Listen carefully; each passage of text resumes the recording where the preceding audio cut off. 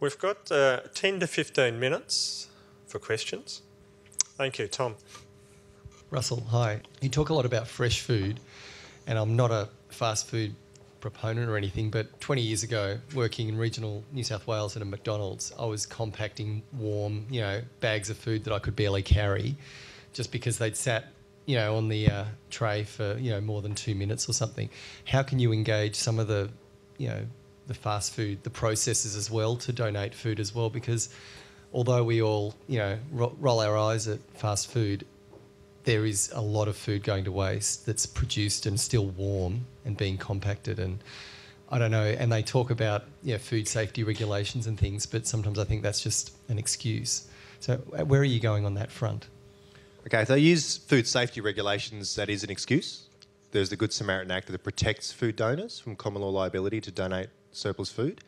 But the food must be safe to eat. I guess the challenge, and we've certainly faced it as an organisation that focuses on perishable foods, they have to be moved very quickly. And when you're dealing with food programs, and the majority, about 97% of agencies around Melbourne, do breakfast and lunch, but not necessarily dinners. So how do we take the food from even something as simple as a catering event for an organisation that may have some sandwich platters left, or a fast food outlet? How do we then move that safely and quickly to an organisation so it can be used? And I guess that's difficult around the timing. The food has to be packaged in a way that keeps it safe. Quite often, if it's been served, it would have to be sealed and refrigerated. So again, it's the difference between leftovers and surplus. I guess our focus is on more the bulk surplus before it gets to that end. And with caterers, chefs and kitchens and restaurants, they generally would be out of a job if they've got a lot of waste. So they're quite good at reducing their waste. But I think working on, if you're an organisation, and NAB's a great example, where if you have these catering events and you've got this oversupply, don't put all the food out, keep it in the back kitchen, keep it wrapped, and then we can help you link with a local community group, and one of the staff members at the end, like it here at 1:45 today, can take those platters up to maybe Melbourne City Mission on King Street, where they've got a youth program and a drop-in centre that would gladly take those sandwiches. So there's sort of those ways that we can look at addressing it as well. Yeah. Terrific. I'm going to throw one to you, Kirsten, because you said you looked forward to the opportunity talking about sleepwalking into an oil future. Now, I gather that's not a future I want to see. What does the future look like, and how does it impact with oil? I think with oil, it's a really interesting situation what's happening. There have been previous oil price spikes in the 70s and also in the 2007, 2008. It is highly complex in terms of what's happening with oil supply and demand. What seems to be happening is that we're seeing an increasing recognition from, say, the International Energy Agency, some of the big oil companies, that we are approaching peak oil or may have passed it. The global financial crisis has dropped investment in bringing new oil resources online quite substantially, so that we are now looking at delays in bringing new resources online. The energy that is being required to actually get oil out and the complexity of getting some of these harder to reach resources is increasing. So that's some of what we saw in the Gulf of Mexico with the deep water drilling and things like that. Australia, I should probably just go back a step. So how many people have heard about peak oil or know what I mean when I say peak oil? Okay, so I'll just explain a little bit more. The concept of peak oil is the idea that you've reached the maximum amount of oil that you can produce in a day, or you've reached about half the world's oil resources, and beyond that point it gets harder and harder to get it out. It takes more energy to get it out and it becomes more expensive. So I think that the chief economist of the International Energy Association in about 2008 said basically we need to find about 5 new Saudi Arabias to replace the decline in existing fields by 2030. So once what you're producing out of a particular field reaches a peak, then it starts to decline, and those decline rates can vary, but we are seeing them going faster than was anticipated before. So Australia's oil production peaked in 2000. So since that time, Australia's domestic production of oil has been falling at about 5% per year, which increases our reliance on imported oil products. We're up to about 47, 48% of the oil and oil products that we use in Australia are now imported. So we're increasingly reliant on what's happening globally in terms of oil supply, and the situation of peaking is happening in lots of known fields globally. So when we talk about oil, people tend to think, yes, transport, but there's a limited understanding of actually how deeply into all of our systems, our energy systems, oil is embedded. And as I mentioned before, in food systems, it's about, transport of food, obviously. About 30% of our road freight transport task in Australia is food products, cereal, grains, live animals. So you think about the number of trucks that is moving food around, it's a fairly substantial reliance on oil products for the most part. It's also about, yes, the energy used on farms. A lot of that is diesel in tractors, big farm equipment. Nitrogen fertilisers are produced using, it's a very energy-intensive process using natural gas. The price of natural gas is very closely linked to the price of oil. As the price of oil goes up, so does the price of natural gas because of high substitutability. So the price of producing nitrogen fertilisers goes up, which is another cost into agriculture. Then there's people having to get to the food in their cars, those kinds of food systems. So all of this adding up and compounding on each other becomes a major vulnerability, shall we say. Thank you, Kirsten. That's a terrific summary of some of the challenges we face on the macro level. Can I just make one more point on that? Just in terms of the comments around biofuels, I think there are some serious issues around biofuels, obviously, because we are talking about cereal grains, which are often directly substitutable with human foods, and that's already happening. I think it's important to be clear that while some of the initial thinking around biofuels might have been about greenhouse gas emissions, that has been largely put to bed in terms of that a lot of the biofuels are not more greenhouse gas friendly than oil, for example.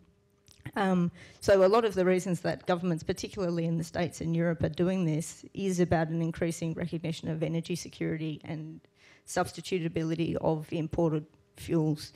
So it's kind of important to think about this in terms of it's not just that we shouldn't use biofuels, it's kind of it is in our transport decisions and how much oil we use that actually impacts on that demand for biofuels, because it's, the way the world works, that people who can pay for it will move the cereals to the products that they want.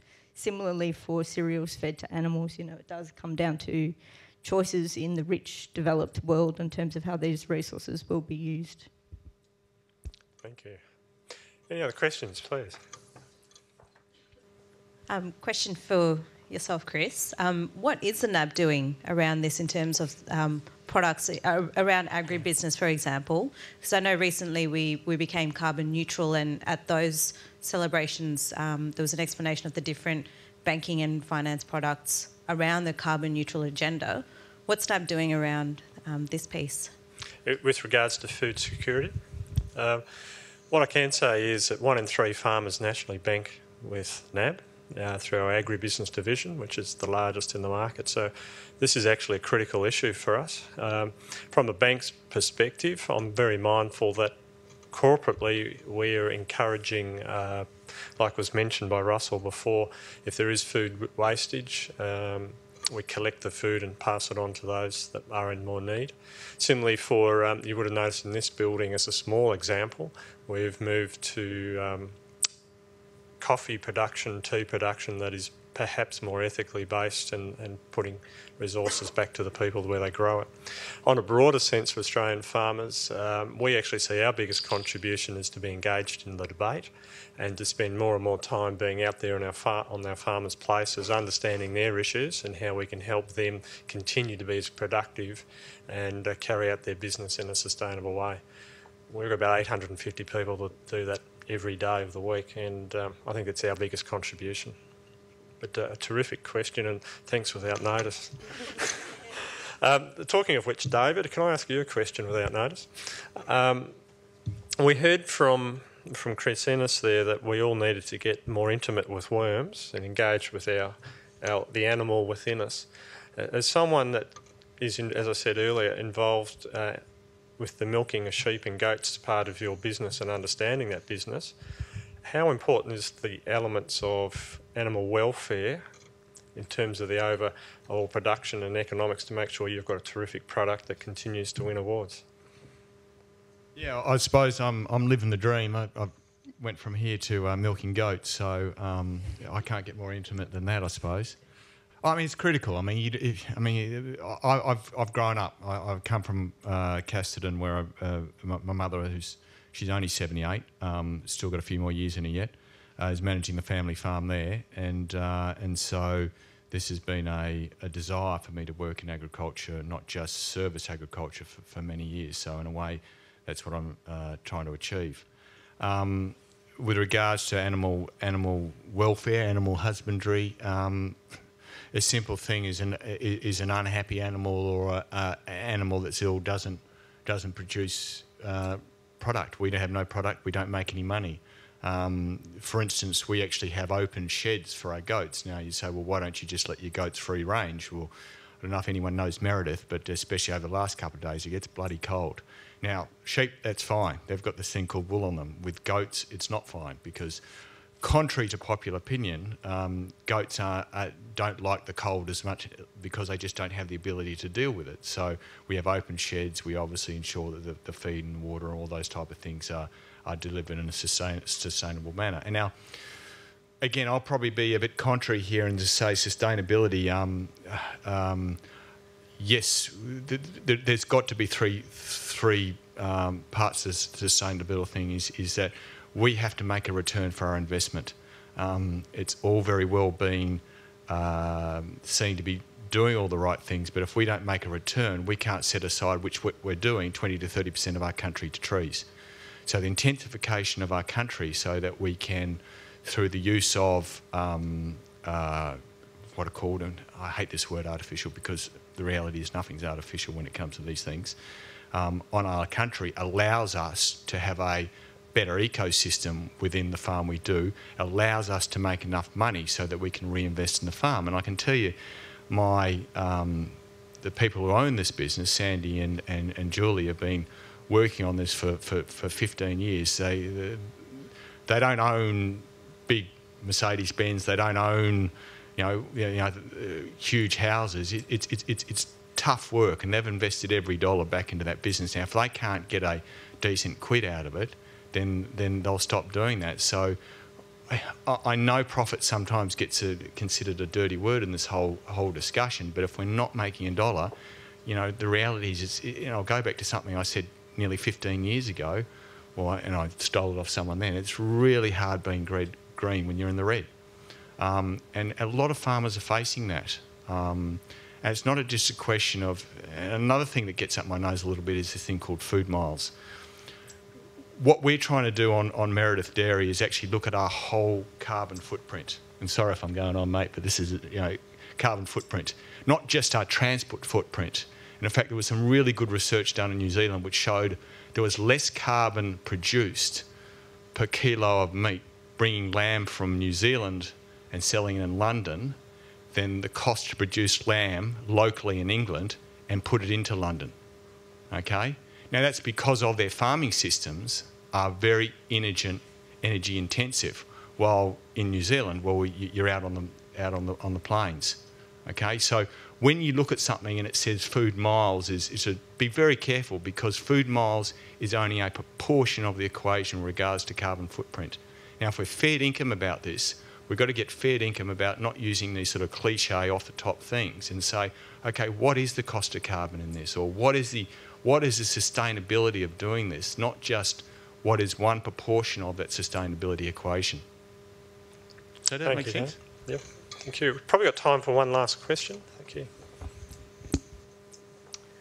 Morning. My name is Sally. I'm from Wholesale Banking. I'm happy to direct my question at anyone on the panel. I've been watching with interest over the last week or so the community outrage as the Murray-Darling Basin Plan has been released. And I'm just wondering, what are your views on how community groups and scientists all work together to the benefit of the farmers as well as the environment?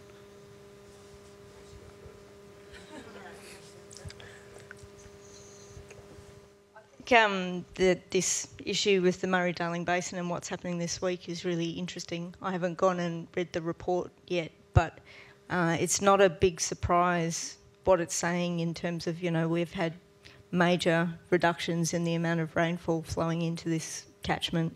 There's been, zero allocations along it for a number of years. It doesn't make sense to be trying to operate a system into the future which basically runs between zero and flooded. So there are going to be some difficult situations, but some of the real challenges and opportunities in here are how do we actually adjust our farming practices to operate better from surplus and deficit? How do we have more resilient kind of mixed farming systems that can take advantage of the water when it's there without having to go broke in between?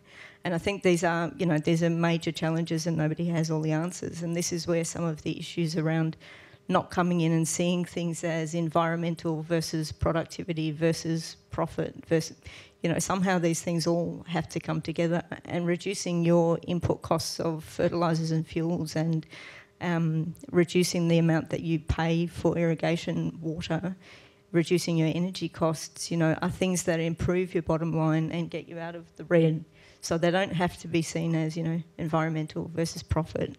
And similarly, along the Murray-Darling, how those systems have been operating, they can't operate if the water's not there, and if the river's not viable, then it's not going to work. But that doesn't mean that we just, can go in and say, right, sorry, that's it, everybody out, and there would be major implications of doing that. So it really does need to be in, genuine, serious conversation. Nobody wants the river system to collapse. Nobody wants it all to fall apart. But how do we actually find the right incentives and the right supports for the transformation of farming systems to things that can work in the new, very, very difficult climate conditions that we're going to have to deal with? Anyone else in the panel wish to have a go at the hot topic? Having worked in Moree for 3 years, again with this organisation, I'd agree that there's no one on the river saying that we don't have to do something. Don't think the farmers are sitting there saying, "Oh, we don't want the water taken away." I mean, I suppose the question is you shake your head at how it's being done.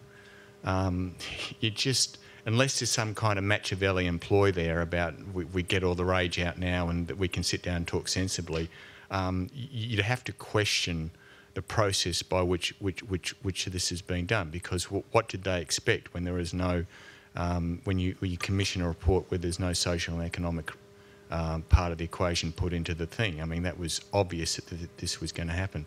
I think the question will be that over time that cooler heads will prevail, and we'll get a strategy involved which will allow us to start correcting the imbalance that's there for the water flows, and also look at how we work with the communities. I mean, the problem is a lot of those communities were set up by government policy that said we ought to populate or perish. So they were handing out licences willy-nilly. So, it's a political issue. It's not it's in a way, it's an unofficial situation that we've created and we need to deal with. And finally, Chris or Russell? It's not my area of something I can talk about. Yeah, it's not mine. I think it's a fascinating debate, and when I just think of water, I just think, again, it gets back to the key message of Second Bite, and it's food waste. And the water that's embodied in what we waste through the food system is enough to supply Melbourne and Sydney for a whole year. So while the water debate was going on during drought, we had enough water to supply both Melbourne and Sydney getting thrown out in our bins every day. But I think it's very complex, the debate, and I think Kirsten has sort of touched on it, that the difficulties of managing, what we're demanding the farmers produce, and in a way that is sustainable is, I certainly think it's challenging. Yeah. And I think that's a really good way to pull this all together, because, as you said, Russell, all the issues we've heard today are complex. They actually impact on us all. But what I've heard is a couple of main strands or a couple of themes coming through, and that's the way through what we eat, what we purchase, and how we encourage other people to go around the production of food. There is a connection with people and there's a connection with nature. I've also heard there's a theme of optimism coming through our speakers. There's an acknowledgement of the issues, but a theme of optimism that human spirit and innovation can prevail if we choose. And then I think the last theme we heard was, as individuals, we can actually make a difference if we choose. And that's a challenge before all of us. So I'd just like to thank our 4 speakers, Kirsten, David, Chris and Russell. Thank you for your thought leadership here today.